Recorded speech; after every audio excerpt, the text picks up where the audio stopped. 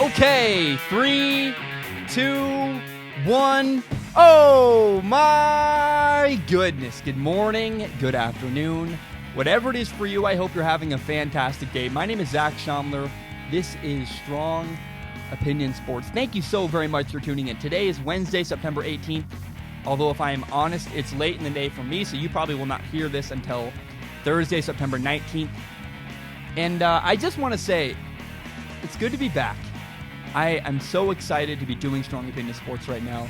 I love my show, and I'm glad to be here. We have a gigantic episode today. We're going to talk about the Miami Dolphins. I think they're tanking. We'll talk about the New England Patriots. We will talk about Drew Brees and Ben Roethlisberger, their injuries. We're going to talk about Lamar Jackson, Gardner Minshew. We'll talk about Dak Prescott. We'll even end the show with Ask Zach. I do want to be very, very clear.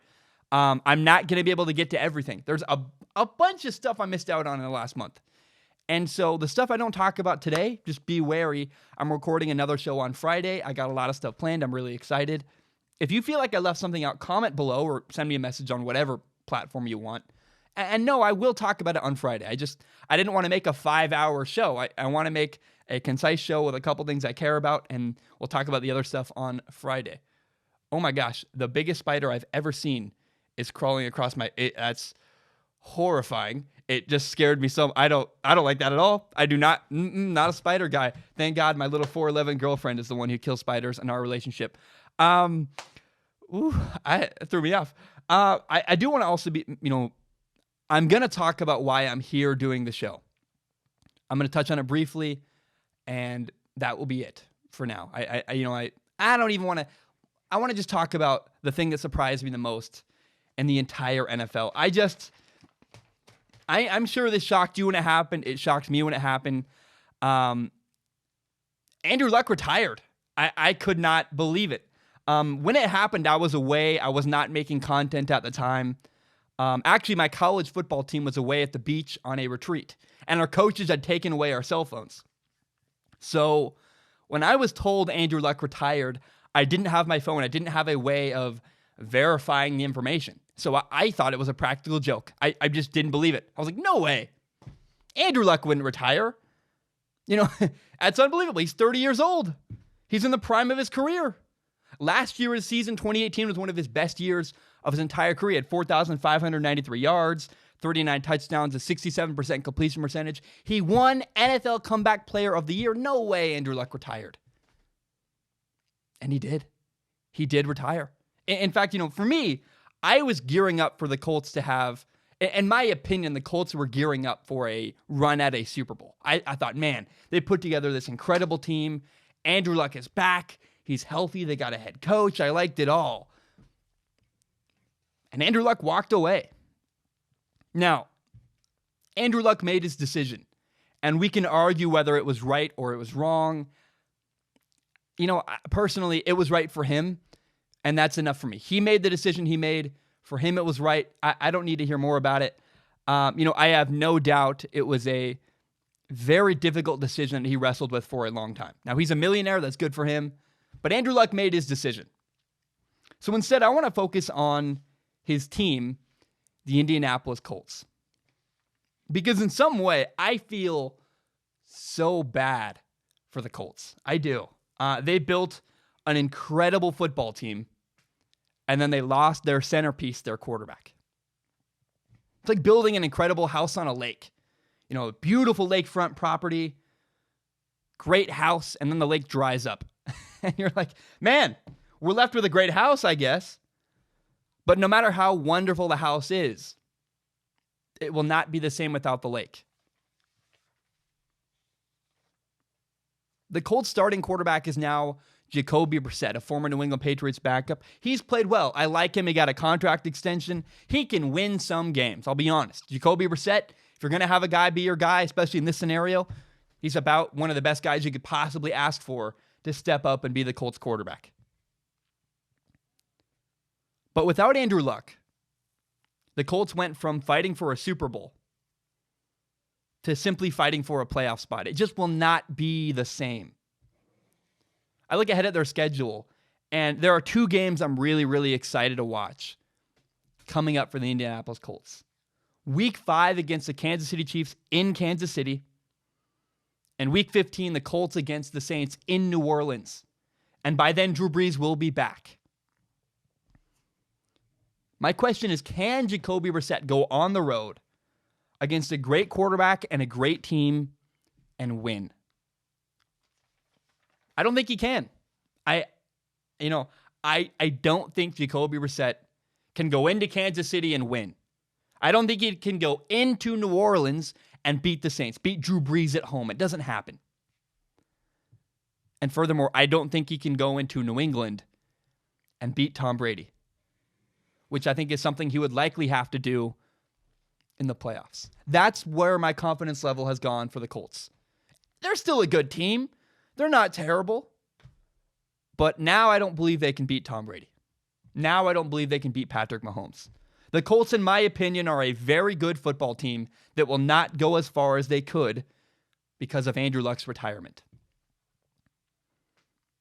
Now, here's the sad lesson in all of this. I hope other teams pay attention. Maybe the Texans better, pay attention. The Seahawks, for example, could take notes from what I'm about to say. The Colts brought this on themselves. It's sad, but it's true. Early in Andrew Luck's career, they did not provide him with a good offensive line. Now, in 2017, the Colts made a great move. They hired Chris Ballard to be their general manager. Chris Ballard has done a fantastic job. He's drafted well. He built a great team. He got Andrew Luck on offensive line. Ballard did everything he could. And the sad reality is that it was just too little, too late. September 27, 2015, Andrew Luck had a sprained shoulder. Later that year, November 8th, 2015, he had a lacerated kidney. Internal injuries from hits he took. 2015, sprained shoulder, lacerated kidney. Later that year, 2016, September 1st, he had a frayed labrum on the right side. I don't really fully understand what a frayed labrum means or what that is, but I do know that's his throwing shoulder. That's really bad for a quarterback. When I hear throwing shoulder, labrum, frayed, not good. And by the way, with a frayed labrum, he played 15 games that year. The only game he missed was because of a concussion, because he got hit really hard. Now, January 19, 2017 is when he had shoulder surgery. He didn't play at all that year. He did miss the entire 2017 season. And at one point, he was told not to throw a football for a couple months. Now, finally, in 2018, he came back. He was comeback player of the year. He was fantastic. But this preseason, he got hurt again, and he just walked away. So now I am done dealing with injuries. It's depressing. It's hard. I don't want to do it. And can anybody blame him? I get if you criticize him, but the Colts did not do a good job early in his career taking care of their quarterback, keeping him safe from getting hit. And I feel sad for the Colts. They learned a hard lesson. The lesson is it's really important to have a good offensive line. I'm not asking for you to have a team full of Hall of Famers, but you got to give your guy a fighting chance. I hope other NFL teams learn from this. Do not squander the career of a great quarterback by not providing him with a capable offensive line. Again, don't need Hall of Famers, but you need to give the guy, the keyword is a fighting chance. A capable offensive line. For years, for a period of time, Andrew Luck had the worst offensive line in football. And it's finally come back to cost the Colts. It's sad. They have a great team. And Jacoby Brissett is a fine quarterback, but the ceiling got lowered because Andrew Luck is gone. And that's sad, and that's hard. Now, by the way, in football, there's a weird thing people call running backs and wide receivers. We call them skill positions because they're the fast guys with quote-unquote skills. And I think that's wrong. I would actually change that. I think offensive linemen should be called the skill positions because they deserve more respect. They deserve more love. They deserve that respect. Again, they are the lifeblood of a football team. Nobody really talks about them. Nobody seems to pay attention to them. But without an offensive line, you can't do much. No matter how great your quarterback is, if he's on his back the entire game, it doesn't matter. We need to start giving offensive lines more respect and valuing them more. Because not having one cost Andrew Luck a career. And I would hate to see that happen to other quarterbacks. Maybe Deshaun Watson with the Texans, maybe Russell Wilson with the Seahawks. Do not squander a great quarterback's career by not giving him a capable offensive line. It's very, very sad. Okay, I want to shift gears. Strong Opinion Sports is back. And I know all kinds of people have so many questions. My Instagram comments are getting insane. People are like, what happened to your college football season? I understand. I want to make two statements. Look, I loved my teammates very, very much. And my head coach, I love him. He's a great man, a great head coach. I hope they have a great season. There are a lot of rumors. I want to be very clear. I want to end the rumors. I did not get cut. My girlfriend is not pregnant. I did not get in trouble. Nothing bad happened. Nothing like that. I chose to walk away from the situation I was in. I know everybody wants answers. And I'm not ready to talk about it. It's very painful.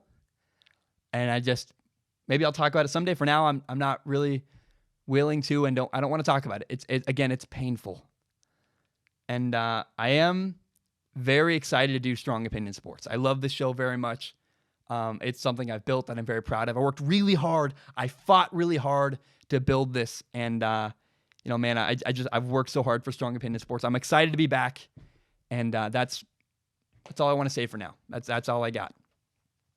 So, can we talk about the Miami Dolphins, though? Because I watch the Miami Dolphins, and I cannot seem to understand what's going on in Miami. Actually, that's not true. I do have a theory. To me, it's very clear what's going on with the Miami Dolphins. They're not trying to win football games. I've never seen anything like it.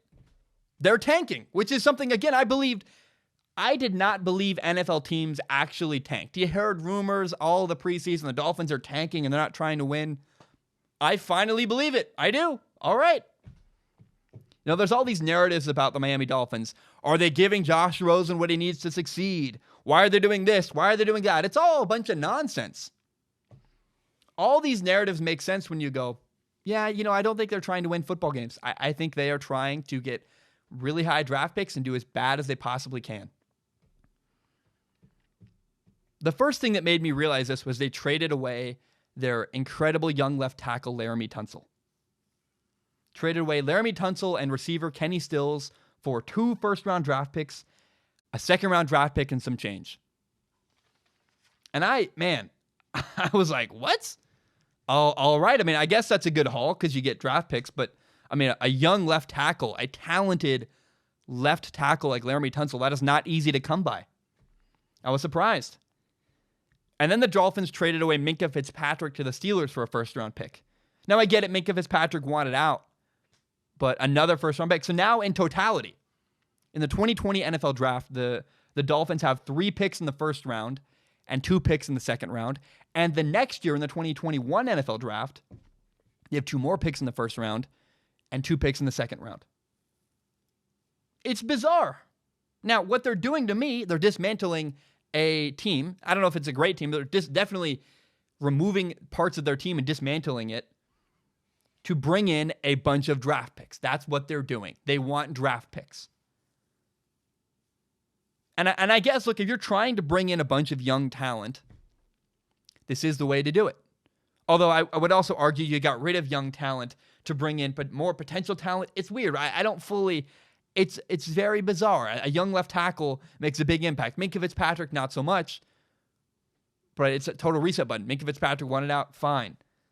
I want to repeat, I don't know that I would have traded away Laramie Tunsil.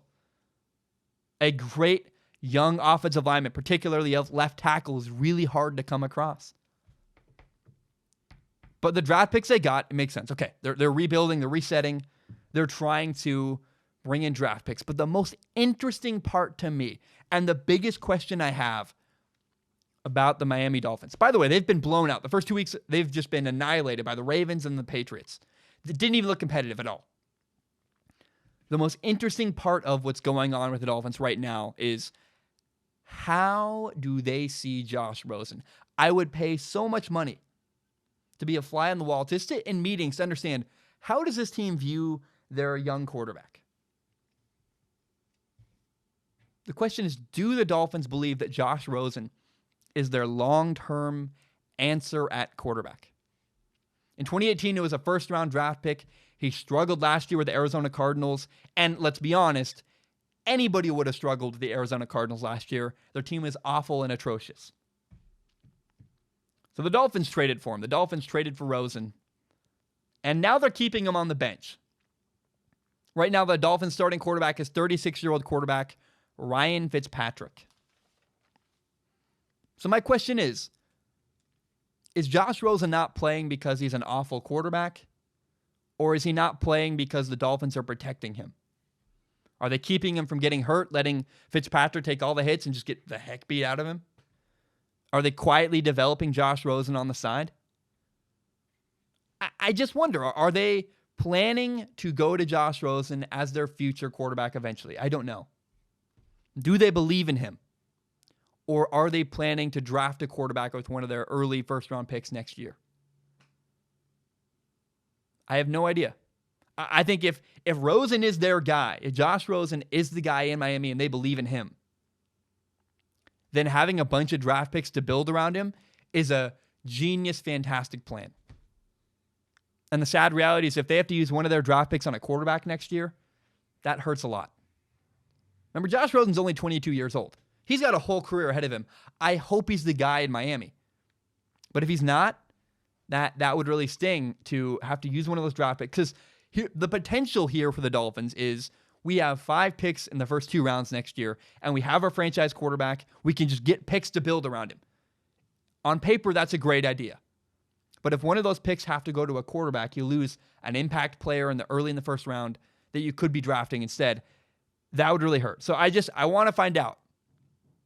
Do the Dolphins believe in Josh Rosen as their quarterback long-term or not? We won't know for a long time, but I cannot wait to find out. Either way, to me, though, it's very, very clear. Something I thought was not possible. The Dolphins are tanking. They're not trying to win. I guess they're running backs on the trade block now. They're just going to trade away their entire team and just bring in draft picks, I guess. I don't understand. I do understand. They're trying to bring in young talent. I've just never actually seen an NFL team do this as blatantly and as openly as the Miami Dolphins are right now. Okay.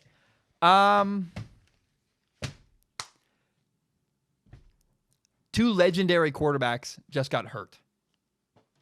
Ben Roethlisberger hurt his elbow. He needs surgery. He's out for the year. And Drew Brees got hurt, the Saints quarterback. He hurt his thumb. He needs thumb surgery. He's going to be out for the next 6 weeks. So I want to start with the Pittsburgh Steelers. Their starting quarterback, Big Ben, got hurt. And my initial reaction was actually that this is a blessing in disguise. Mason Rudolph is now the Pittsburgh Steelers starting quarterback. If you remember, in 2018, in the 3rd round, they drafted Mason Rudolph. And the belief was, and still somewhat is, that he is the next guy who will replace Big Ben. So I thought, man, this is a great opportunity. They can give Mason Rudolph a year tryout. They can learn about him. Is he the guy? Is he not? How does he handle himself? And if he's awful, guess what? They can draft a quarterback in the 1st round next year. They get a year tryout with Mason Rudolph. But then the Steelers took a weird turn. They traded their 2020 first-round draft pick for defensive back Minkah Fitzpatrick from the Dolphins. I went, oh, weird wrinkle. So right now, unless the Steelers make a trade, they cannot draft a quarterback early in the 1st round next year because, guess what? They don't have a 1st-round draft pick next year. So the Steelers must either be all in on Mason Rudolph or they truly believe that Big Ben's going to come back next year. He's 37 years old. He's injured for the rest of the year. They must believe either Mason Rudolph is the truth or Big Ben's planning to come back. He said he has. We'll see.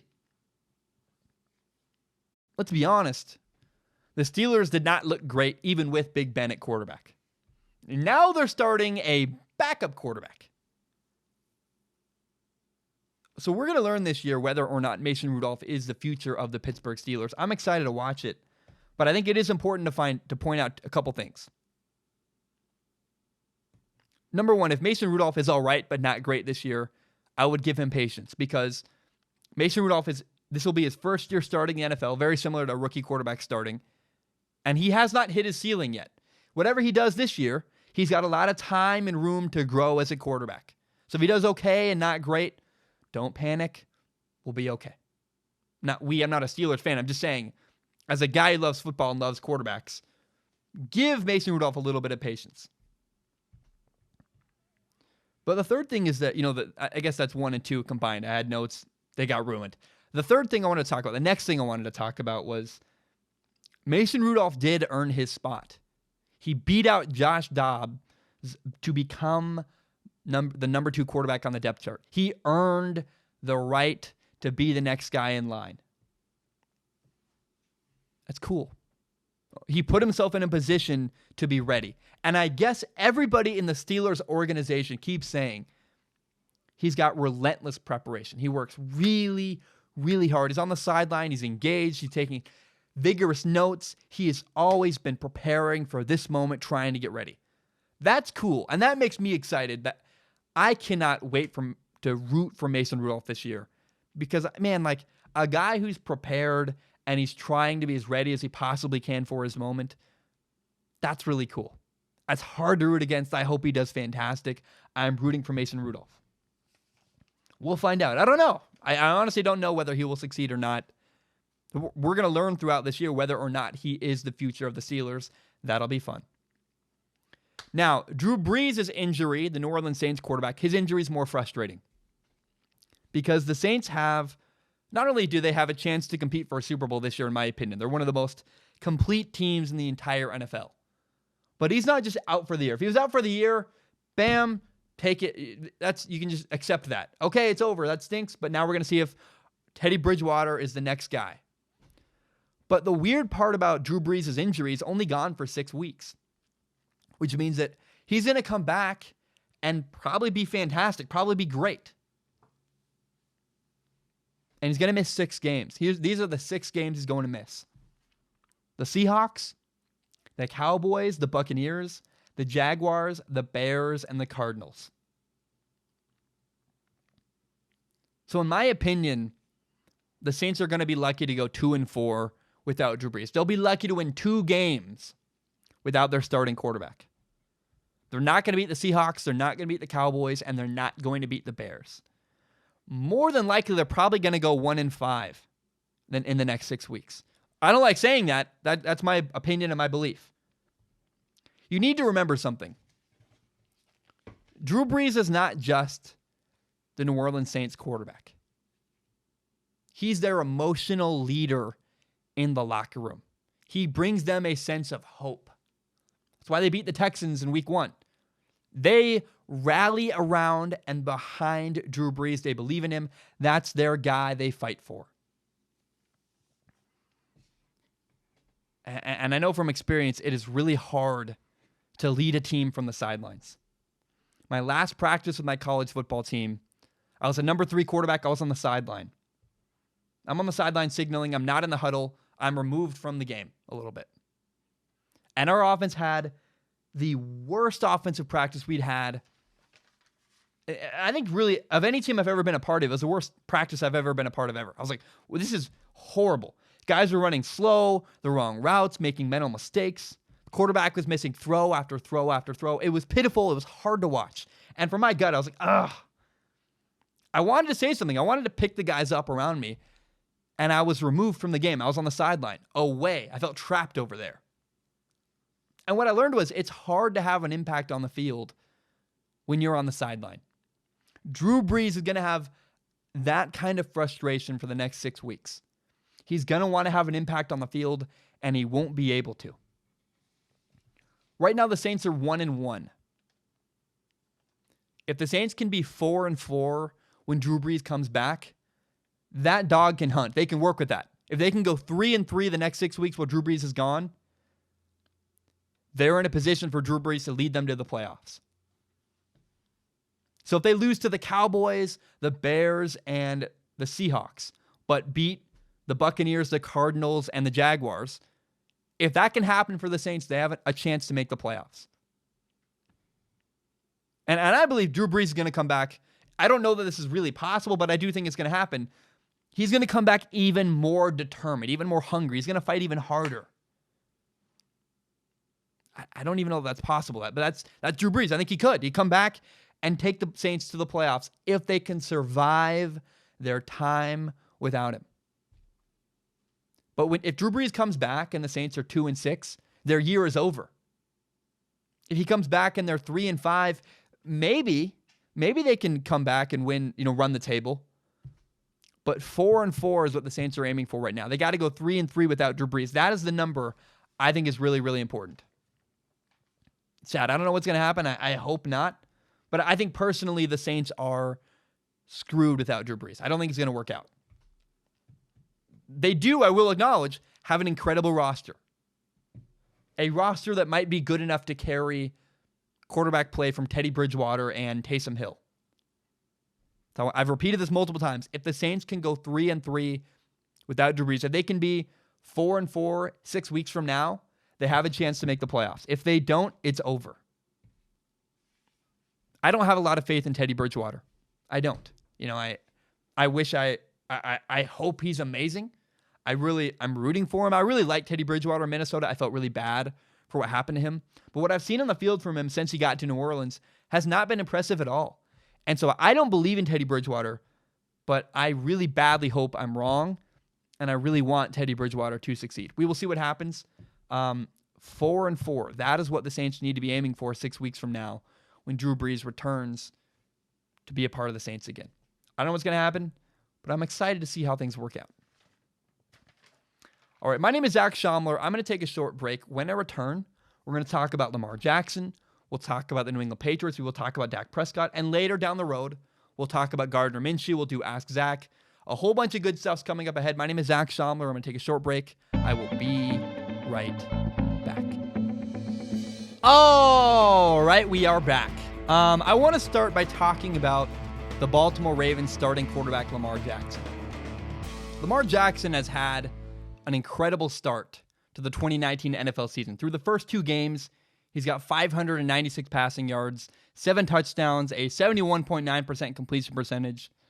And here's the thing that's most impressive to me. Of all the stats you could talk about, week 1, he only ran 3 times for 6 yards, which means that he did not need his legs to succeed. Lamar Jackson is winning with his arm. He's throwing the ball incredible. It is so fun to watch. I love it. I love it. I love it so much. Now, week 2, he did run the ball more. He ran 16 times for 120 yards. But that just shows the versatility of how he can play. It's evident to me from the Dolphins game week 1, he doesn't need his legs to win at quarterback. And that's exciting and shows an evolution from Lamar Jackson that I just was like, wow, that's really, really cool.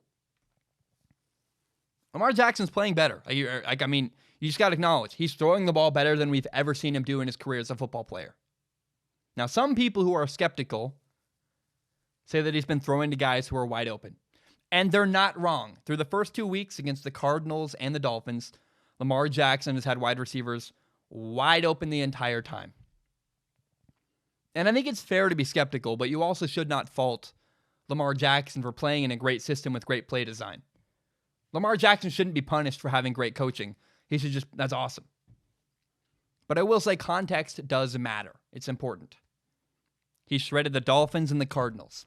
2 teams that are, the Dolphins I think are the worst team in football. I don't think they're even trying to win games. And the Cardinals are near the bottom of the league. Context matters. It's important. So Lamar Jackson looks really, really good. I respect the work he's put in. He looks far better than we've ever seen. And what we've learned about Lamar Jackson is that when he plays bad to average teams, he's going to shred them and play really, really well. When he plays the Bengals, the Jets, the Bills, he's going to dominate them. That's what's going to happen for Lamar Jackson. But there are 3 games I want to see from Lamar Jackson before I give you a final verdict, before we really I don't want to say verdict. We're going to learn a lot about Lamar Jackson from 3 games this year. This Sunday, week 3, he plays the Kansas City Chiefs. It's a big game. We're going to learn a lot about him as a quarterback. Later in week 9, he'll play the Patriots. That'll be a big game for him. And week 12, he'll play the Rams. Those 3 football games are going to be very telling about Lamar Jackson as a quarterback. He doesn't need to win all 3 of those games. He doesn't even win any of those 3 games. But he needs to play well. I'm curious to see how he does against top-level competition. Clearly, Lamar Jackson is a really good quarterback. It's undisputable. Like, the first 2 weeks, wow, it's impressive. He's really good, but the question is how good? How good is Lamar Jackson? When receivers aren't wide open, how does he play? I think it's a fair question to ask. This is why I love doing my job. I really enjoy it. Because after the first 2 weeks of watching Lamar Jackson, there are a couple reasonable questions you can ask. He's much improved. It's undeniable. But how does he play against top competition? How does he play when his wide receivers aren't wide open? What Lamar Jackson has, and this is why sports are so cool, he has an opportunity, weeks 3, 9, and 12, to answer some of those questions. I'm not going to, if he plays really bad against the Chiefs, I'm not going to panic. I'm not going to criticize him. I'll give him till week 12. Because he could struggle against the Chiefs and then play fantastic and shred the Patriots. He could play fantastic and shred the Rams. Let's wait till week 12 and learn all we can about Lamar Jackson before we deliver all kinds of really deep analysis, this and that, and opinions and stuff. Let's just wait and see what happens. I want to see him against better teams, against teams with better defenses that cover him better, that cover his receivers better. I do. But personally, while I'm going to wait and see how he does, I hope it's clear I am rooting for Lamar Jackson. It's been so cool to watch his improvement as a quarterback. Like, oh, wow. Week 1, I was like 5 touchdowns, all throwing, barely ran at all. Me and my friends were like, I even made a bet with my buddy who had him as his fantasy quarterback. My buddy proved me wrong. Taylor was right about Lamar Jackson. He looks incredible.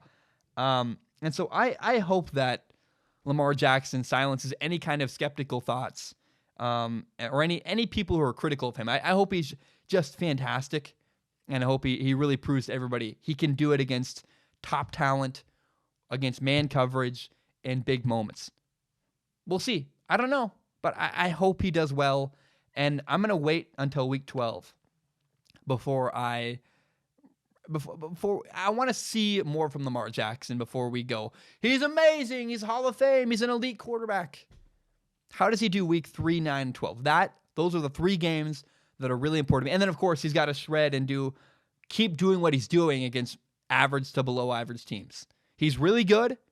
Can he be great to elite? That is what we will find out after week 12. All right. The New England Patriots are just unbelievable. It's terrifying to me. Everything they do, by the way, just impresses me. My gosh. Number one, the Patriots are incredibly stacked this year. They just are so chock full of really good, really talented players. Tom Brady, their head coach Bill Belichick, sure, those are like staples of them. But they have a great offensive line. They have a great running back, Sony Michel. Plus, their receivers are incredible. Julian Edelman, Josh Gordon, Philip Dorsett. They have a rookie first-round receiver who's going to be out for the next 8 weeks, N'Keal Harry, when he comes back. That's scary. And then on top of all that, everything I listed already is an incredibly great football team. And then they added Antonio Brown, who in my opinion is the best wide receiver in the entire NFL. A lot of people hate the Patriots. I don't hate them. I respect them. I'm not a fan. I just respect them. Man, I feel bad for people that hate the Patriots because in some sense it becomes easier to hate them every single time. You go, Antonio Brown's been a pain in the butt. Of course they got him. Of course he's going to do well. But man, the Patriots are just going to continue to succeed over and over and over again. And it's really scary. Now, by the way, I do have to, if I'm going to talk about Antonio Brown and mention him at all, I have to acknowledge there's some stuff going on with him off the field.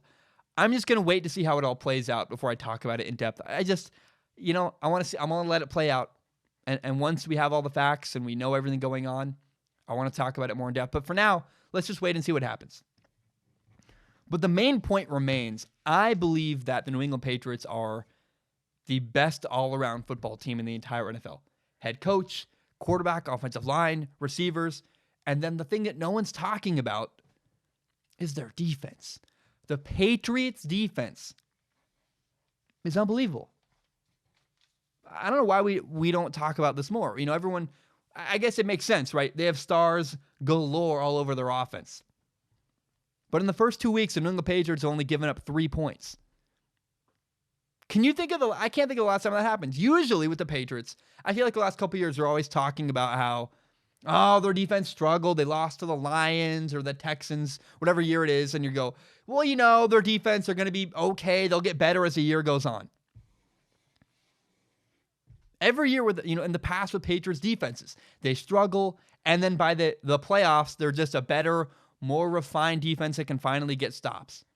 What we've never seen from the Patriots is this. They shut down Big Ben week 1, and they didn't even give up a touchdown week 2 against the Dolphins when they were winning by like a ton of points. It was a blowout.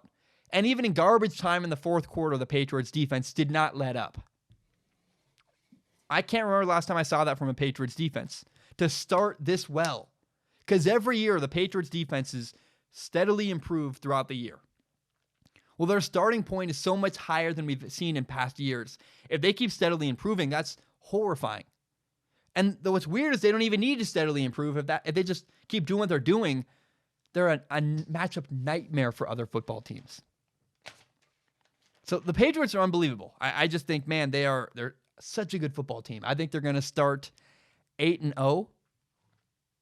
Now, some people believe that the Patriots are going to go undefeated. People are like, this is the year the Patriots are going to go undefeated. They're going to get redemption for the year they went undefeated and lost in the Super Bowl. And I don't think that's going to happen. I do not think that the Patriots are going to go undefeated, and I don't think they're even going to try to go undefeated. Of course, that's a dumb statement. Of course they're going to try. Every team tries to win every single game they play. But November begins a really tough stretch for the New England Patriots. Week 9, they play at the Ravens. Then they get a bye week. Then week 10 at the Eagles. Week 12, the Cowboys go to Foxborough. Week 13, they play at the Texans in Houston. And then week 14, the Chiefs go to New England to play the Patriots. Now, 2 of those games, the Chiefs and the Ravens, are against teams that are potential AFC playoff teams. So my question is, when would the Patriots rather beat the Ravens and the Chiefs? Would you rather beat them in week 9 and week 14? Or beat them in the playoffs? Because in my opinion, I think the Patriots much more value beating those 2 teams in the playoffs. So traditionally, Bill Belichick and the Patriots use an earlier season matchup. If they know they're going to play a team early in the year and then play them again in the playoffs, what they do is use that first matchup to get a feel for a team. They get some stuff on film. They don't show their hand too much. When the Patriots play a playoff team earlier in the year, they use the game as a misdirection. They run very bland, vanilla schemes. They don't tip anything away. And then what they do is they hope the other team tries every wrinkle they have so they can get it all on film. So you can beat us week 14 if you're the Chiefs. You can beat us week 9 if you're the Ravens. Put your energy into that game. What we're going to do is put our energy into that playoff game. Give us everything you got. We'll get it on film, we'll make adjustments, and then we'll beat you in the playoffs. That is routinely what the New England Patriots have done historically, and that's what I think they're going to do this year. So I ask people, I would not panic, and I would not celebrate, no matter which side you're on, if the Patriots lose early in the year to the Ravens or the Chiefs or the Eagles or in November or December. They lose a game in November or early December. Think nothing of it. In fact, be scared. Because if the Patriots lose to the Chiefs in week 14, they have all the answers they need on film to make adjustments and beat the Chiefs later in the playoffs. That's how the Patriots operate. I ask you to go to Instagram.com.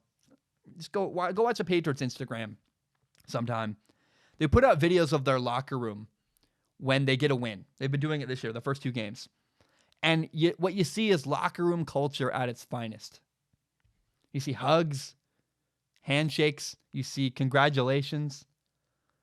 And then you don't see certain things. You don't see a lot of yelling, a lot of hooping and hollering and freaking out.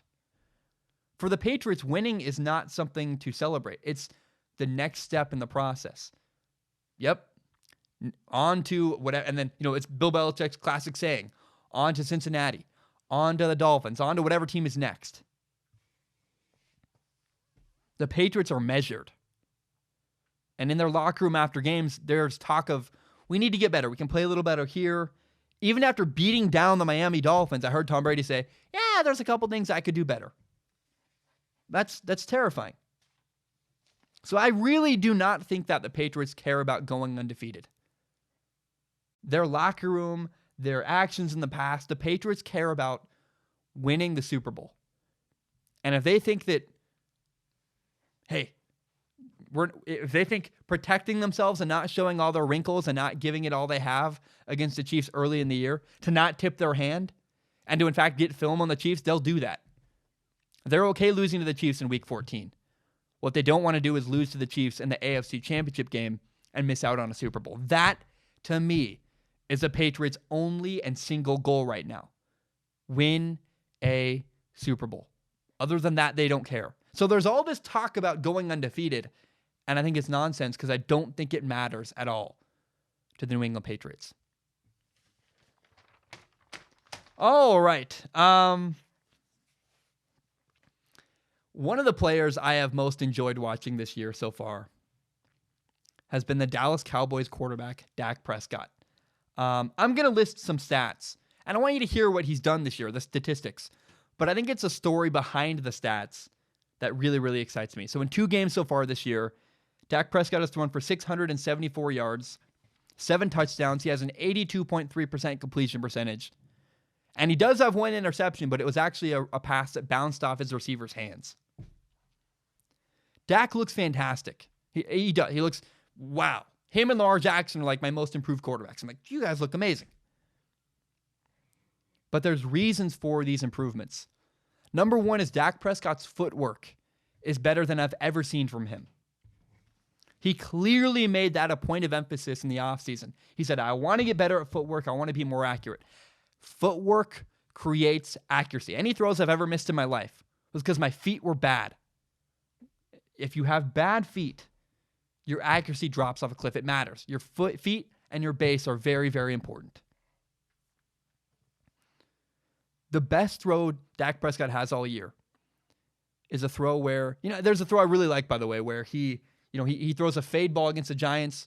It's great. It's in a perfect spot. It's against man coverage. Last year, I was very concerned because Dak Prescott struggled to beat man coverage throwing the ball over the top. He answered that question Week 1 against the Giants. He dropped in a perfect pass down the left sideline over the breadbasket, kind of over the shoulder against man coverage. Great throw.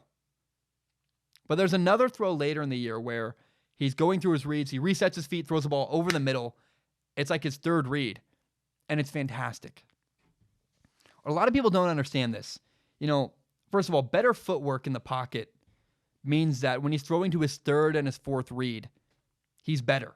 He's resetting his feet from one side of the field to the other, from his 1st read to the 2nd read. And when he's doing that, he's throwing more accurate than we've ever seen from Dak Prescott.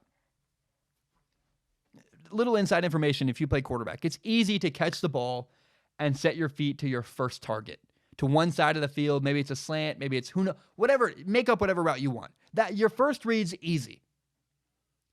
But as you go across the field to your 3rd, your 4th, maybe your check down or your 5th read, and there are bodies all around you, there are guys around you trying to tackle you, trying to hit you, trying to take you to the ground. Often young quarterbacks, their footwork degrades as the play goes on. The first side, the first 2 reads, one side of the field, that's easy. But as you got to reset and set your feet to the middle of the field, and then maybe go all the way to the other side of the field, that's much harder. And right now, Dak Prescott is better than I've ever seen when it comes to resetting his feet to the middle of the field and to the other side of the field. So again, to be very clear, Dak Prescott's more accurate than I've ever seen, and it's because of footwork. It's awesome. It's fun to watch. Another huge factor is that Dak Prescott has a new offensive coordinator, Kellen Moore. Kellen Moore is a unique situation. I've never seen anything like it. 2 years ago, Kellen Moore was Dak Prescott's backup quarterback. They clearly have a good relationship. Last year, he was Kellen Moore. Last year was Dak Prescott's quarterback coach. This year, he was elevated to offensive coordinator.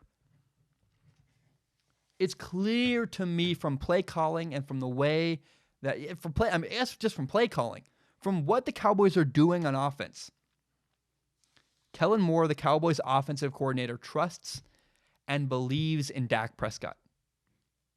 That goes a million miles. It's so, so important. When you have a coach who trusts you and who believes in you, who calls plays with confidence in you. The Cowboys right now are throwing on first and second down. They're in the shotgun a bunch. They're being incredibly aggressive, throwing the ball downfield, attacking, going after teams, throwing the ball downfield with Dak Prescott's arm. That shows that Kellen Moore has a ton of confidence in Dak Prescott. And when you put confidence in someone, often they reward you by playing well. Not always, but often. It feels great when a coach has confidence in you. It makes you play way better. So those are the two reasons why Dak Prescott, in my opinion, looks better than we've ever seen. His footwork is way better. His ability to reset his feet and throw to his third and fourth read is great. And then he has a coach that believes in him, who calls plays aggressively with belief that Dak Prescott's going to do the job.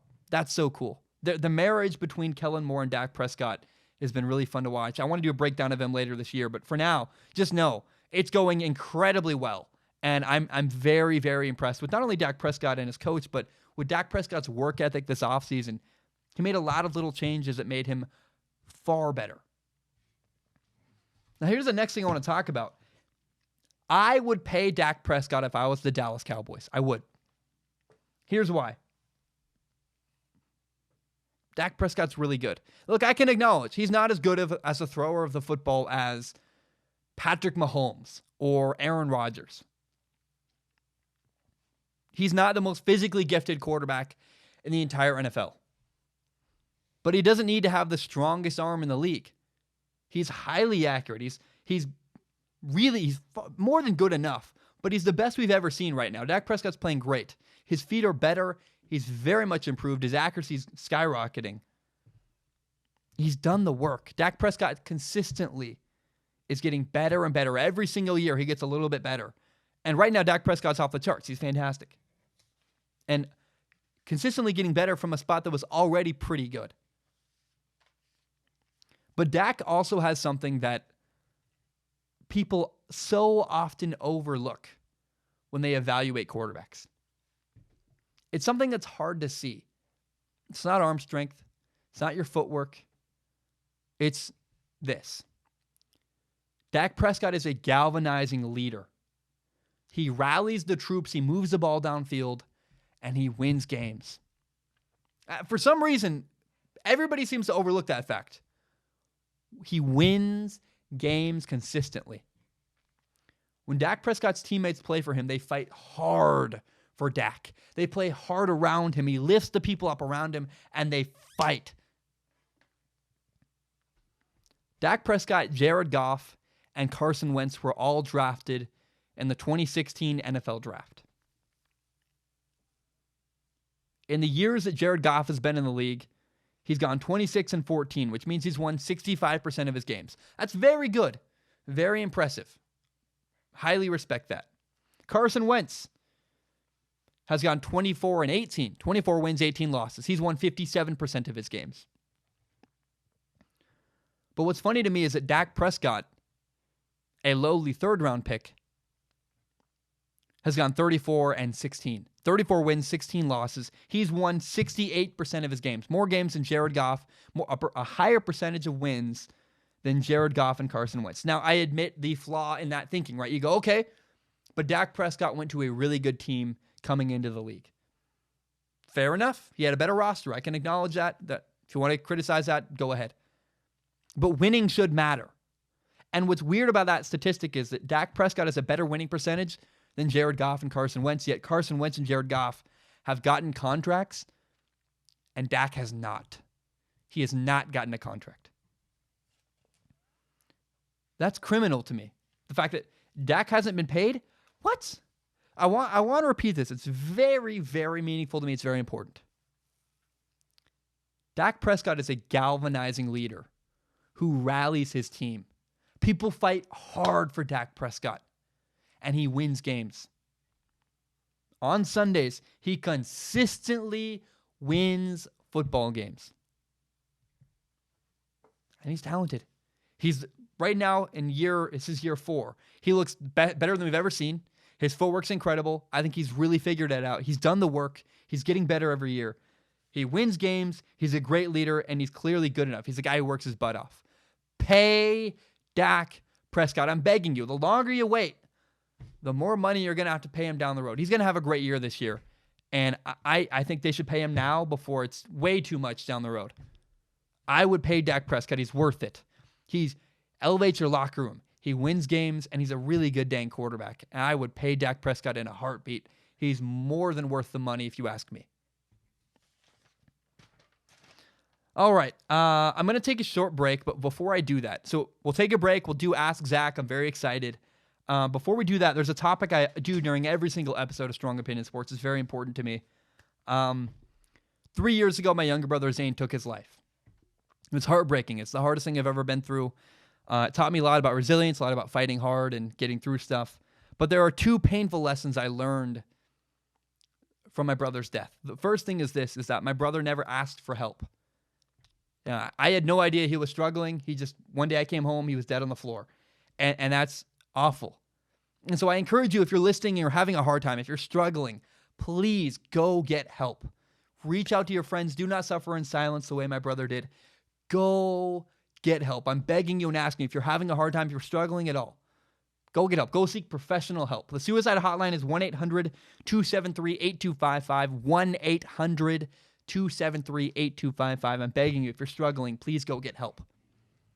But that's only one lesson. The second lesson is that I could have done a better job making it clear to my younger brother that I loved him and that I was there for him when he was having a hard time. I didn't know what I was doing. I didn't know yet. So I encourage you, if you're listening, tell the people in your life you love them. Tell them you're there for them when they're having a hard time, that you support them, that you believe in them. Please care for the people in your life. Tell them you love them and make it abundantly clear that you'll be there for them when they're struggling, when they're having a hard time. I did not do a good enough job making sure my brother knew those couple things. So I encourage you, make sure that you tell the people in your life you love them. Again, the suicide hotline is 1-800-273-8255. Guys, I love you so much. I hope that these 2 things I learned from this experience can help somebody. If it's one person, it makes a huge impact to me. I love it. So I just remember, if you're struggling, please go get help and tell the people in your life that you love them and you're there for them. Guys, my name is Zach Schaumler. I'm going to take a short break. When I return, we'll do Ask Zach. I'll be right back. All right, we are back. It's now time for my favorite segment of the podcast called Ask Zach. It's the way I end every single one of my podcasts. It's a way to connect with people who listen to the show and allow me to read their questions on the air. People who support me on Patreon, patreon.com/Zach Schaumler. You give $1 a month. You can give more if you want. I love your money. I would appreciate that. Helps me pay the bills.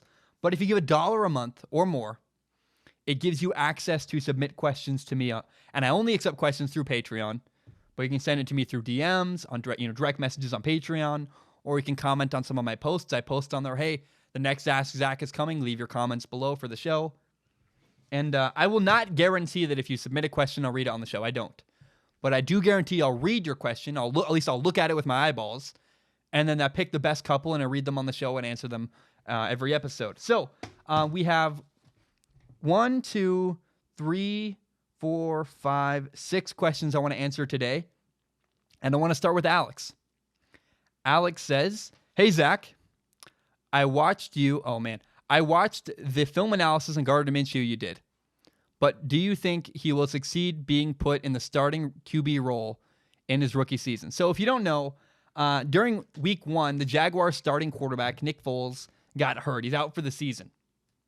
And he was replaced by a rookie quarterback, Gardner Minshew, a guy I absolutely love. I did a film analysis of him coming out of college. I met him in college when I was at Washington State.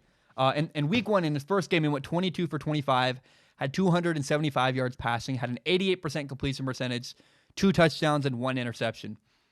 So number 1, I love watching Gardner Minshew succeed. He is just I've met him. I love him.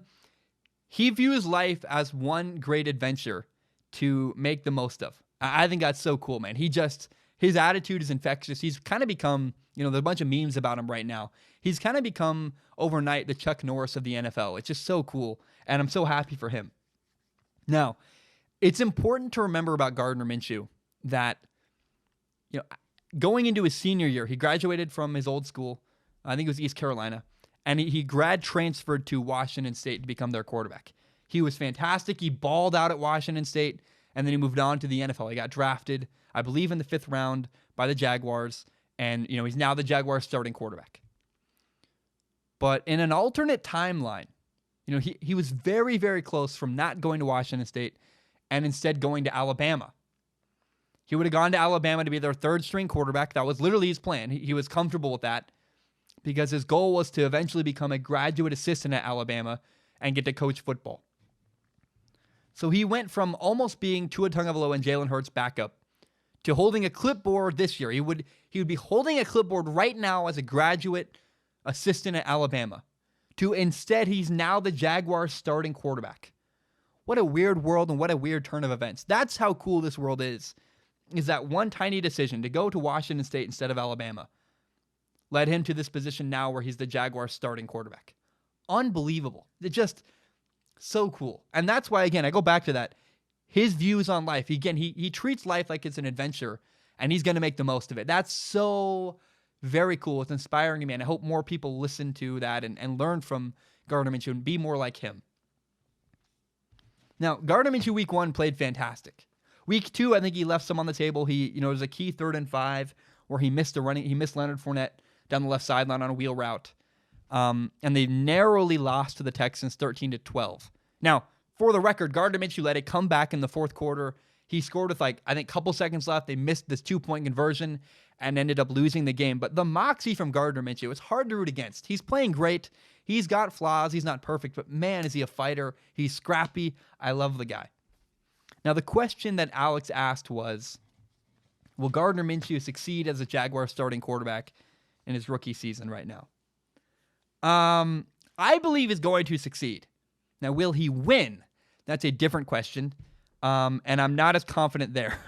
I didn't even believe that the Jaguars were going to win a lot of games with their starting quarterback, Nick Foles. So what does succeed mean? I think if he has a good year and plays well, he succeeds. I think he's going to succeed. But the schedule is not easy coming up for the Jaguars. They play the Colts twice. They play the Titans twice. They play the Chargers, the Falcons. They play the Broncos, who have 2 great defensive ends. They're going to probably bring a heavy pass rush at Gardner Minshew. But the Jaguars also have a lot of winnable games on their schedule coming up. They play the Saints week 6 without Drew Brees. They play the Buccaneers, the Jets, the Bengals, the Raiders, the Panthers. Those are a lot of winnable games for the Jaguars. But you also have to acknowledge, in the first 2 games, Gardner Minshew's played pretty great, and the Jaguars are still 0-2. Week 1, Minshew was incredible, and they still lost to the Chiefs. So I think it's possible Gardner Minshew plays great all year, and it's still not enough to have a winning record, even have a lot of winning success, because the Jaguars team in general isn't that great. So Gardner could play great all year, still have a losing record, and I hope that does not reflect poorly on him, because he, right now, has been my favorite story so far of the NFL season. I love Gardner Minshew. He's fun. He's awesome. He's a great guy. And he's making the most of every opportunity he gets. And I love it. I love watching the guy succeed. The next question is from Christopher. Christopher says, he's from Denmark. Chris, it's so cool you're an international viewer of the show. I love that so much. Christopher says, hey, Zach, hope football is going well for you. I'm enjoying the NFL season. Sorry. He says, what do you think of the whole AB debacle and his current situation with the Patriots? Some conspire to think that he orchestrated everything so that the Raiders would release him and the Pats would sign him. Do you think that has some merit, or are people just paranoid due to the Patriots brand? Best regards, Chris from Denmark. Chris, there's a great video I want to send you to. You and everybody listening. I think it's great. I think it's worth your time. It's really funny. Actually, a Patreon supporter named Jackson sent it to me. Jackson, by the way, I didn't read your question this week. I'm sorry. But keep sending me questions. I love your questions. I think they're great. Jackson sent me a video by Pat McAfee. And Jackson pointed out, and he was right, it's basically stand-up comedy. It's amazing. It's a video called Pat McAfee Predicts Antonio Brown to the Patriots. One more time. It's Pat McAfee Predicts Antonio Brown to the Patriots. Go watch it. It's so funny. And because it's him going through the history and the timeline of what happened with Antonio Brown, kind of rationalizing it if you look at it as if it was all planned. I have no idea if Antonio Brown was intentionally self-sabotaging himself. Too many hymns, but whatever. Too many selves. But it does make sense if you think about it this way. One, if you notice, the minute he got to New England, he shut up, he got a helmet, and he went to practice.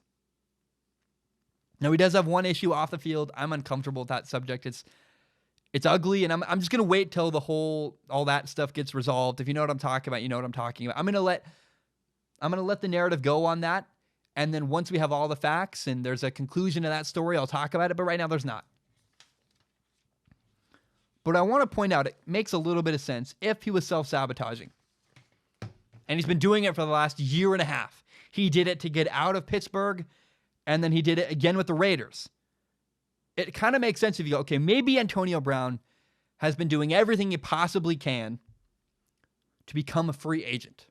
Oh, makes sense. He goes, hey, I'm really stinking rich, and I'm really talented, and all I want is to be able to pick my team. I want to go to whatever team I want. I want to have that choice. If that was Antonio Brown's goal all along, he certainly got it. He got a giant contract with the Patriots. He's clearly, again, he's following instructions. He's been quiet and just been doing his thing there. The fun conspiracy about Antonio Brown, where maybe he's been sabotaging himself all along to try to get to the Patriots or to whatever team he wanted. That's a fun one. And I think it's possible there's a lot of truth in that. I don't know. But to me, it's audacious. It's weird. But there's nothing wrong with doing audacious things just because it's what is not the norm.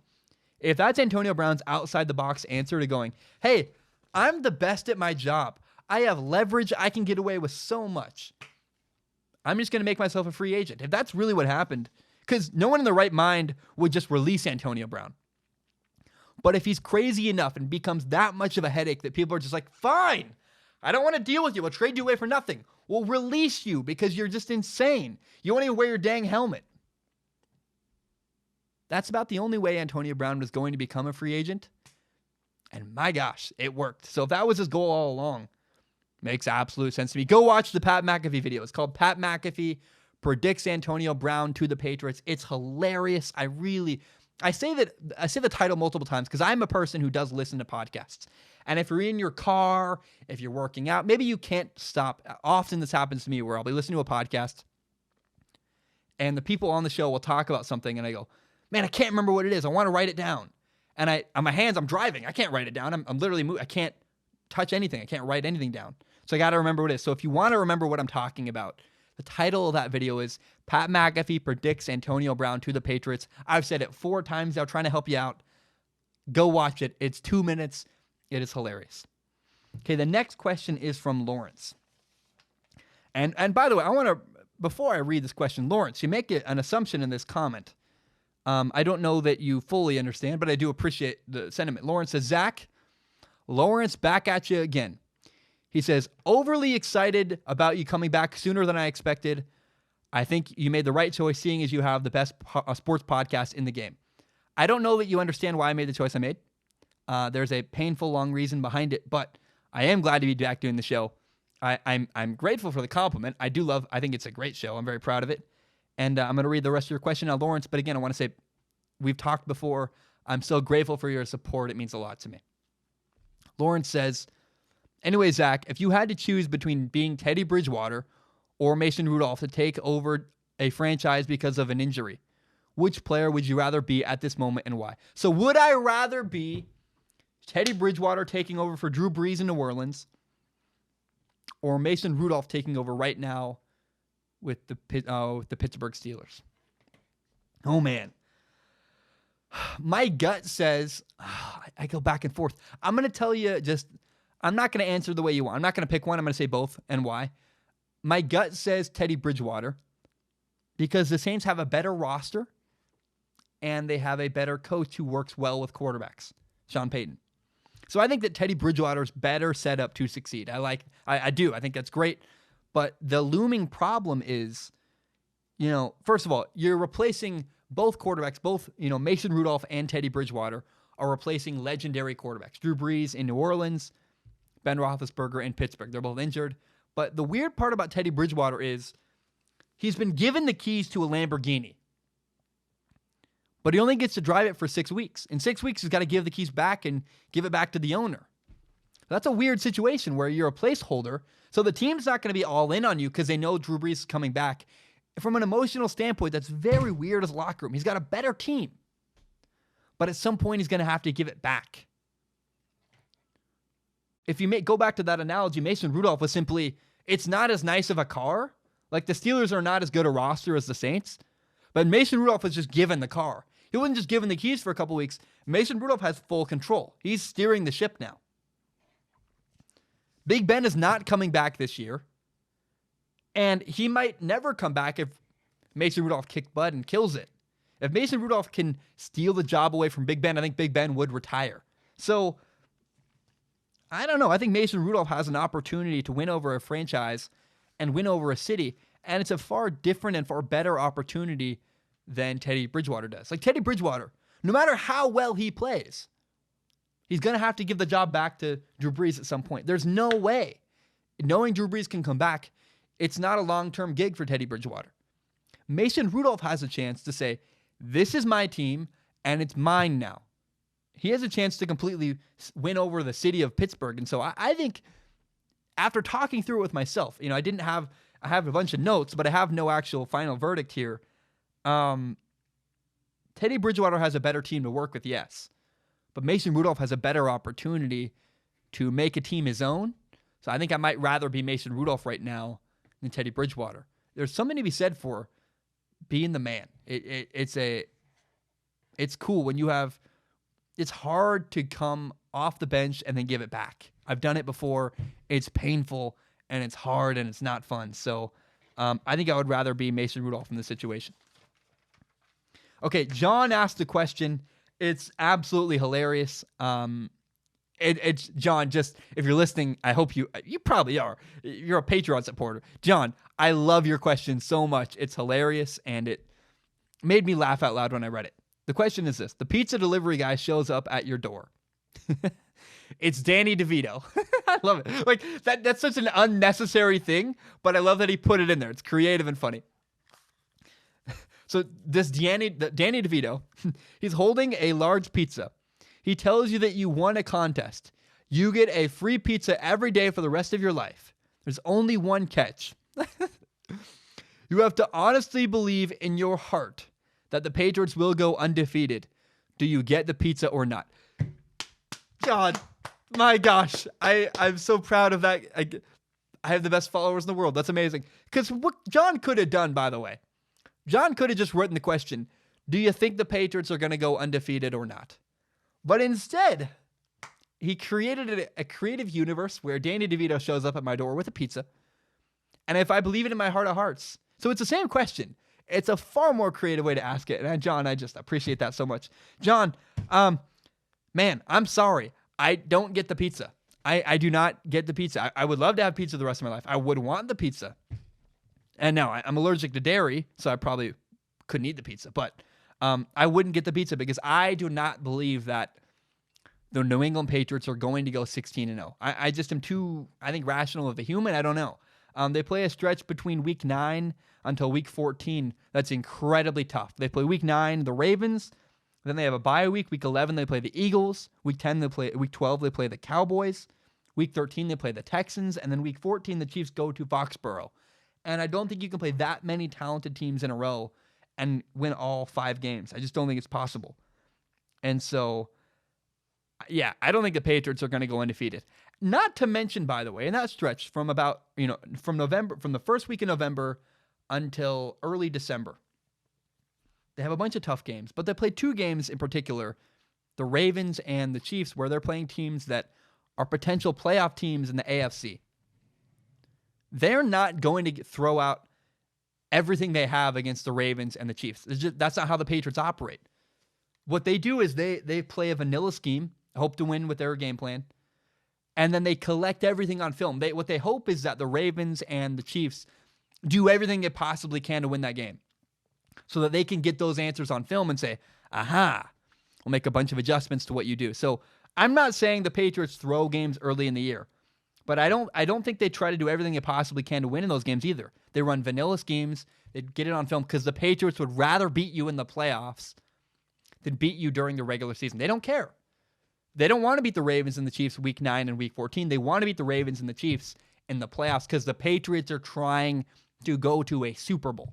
So no, in my heart of hearts, I do not believe that the Patriots are going to go 16-0. However, as a guy who loves football, it would be so fun. And it would be good for my show. People would be angry. It would just be a riot. It would be awesome. And so, as a storyteller, yes, of course, I'm rooting for the Patriots to go 16-0. And by the way, people think I'm a Patriots fan. No, I just like good stories, and the Patriots every year provide me with all kinds of content to talk about. But are the Patriots going to go 16-0? I do not believe so. Okay, Daniel asked a question. Daniel says, after seeing Murray, he means Kyler Murray, at full speed for a few weeks, what is your opinion on his transition to the NFL from the college game? And are you worried that his situation with the Cardinals will lead him to having a shorter career or the development of bad habits due to frequently being behind and not having a great offensive line, etc.? Okay, man, Daniel, I don't think Kyler Murray looks bad. I actually am maybe I have a lot of patience. I think we should all have patience for rookie quarterbacks. But in the 2 games I've seen from Kyler Murray, he's actually playing pretty well. I mean, I'm impressed. He's not amazing. He's a rookie quarterback for sure.